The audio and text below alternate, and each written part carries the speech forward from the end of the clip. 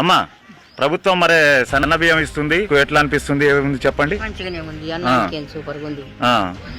ఎన్ని రోజులు మరి దొడ్డు బియ్యం తిన్నారా? సరిగా తినలేదు, రొట్టె బొట్టె చేసుకున్నాం, తిన్నాం, ఇడ్లో దొడ్లో అయ్యో అయ్యో కొట్టి పోసుకున్నాం. ఇప్పుడు సన్న బియ్యం గవర్నమెంట్ తింటున్నాం, అది రుచి కొడుతుంది కదా, అది రుచి కొట్టలేదు, తిన్నాం.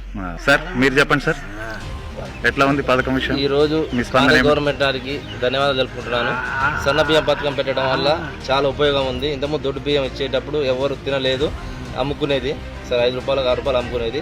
ఈ సన్న బియ్యం పథకం అయితే చాలా బాగుంది. ఈ పథకం ఇలాగే సాగాలి, ముందుకు సాగాలి. ఇలా గవర్నమెంట్ మళ్ళీ ఇంకోసారి మళ్ళీ రావాలని నేను కోరుకుంటున్నాను. నేను బాగున్నాయండి బియ్యం ఇంతకు ముందు కంటే బాగున్నాయి. ఇంతకు ముందు తీసుకెళ్లి కోళ్ళకి వేసేది అమ్మేది, ఇప్పుడు ఆ బాధ లేకుండా సన్న బియ్యం ఇస్తారు కాబట్టి ఇప్పుడు వండుకుంటానికి తినడానికి ఉపయోగపడుతుంది. పేదలకు వరం లాంటిది సన్న బియ్య పథకం అనేది. నిరుపేదలకు మరీ నిరుపేదలకు అయితే చాలా మంచి అవకాశం ఉంది. ప్రభుత్వానికి ధన్యవాదాలు తెలియజేస్తాను.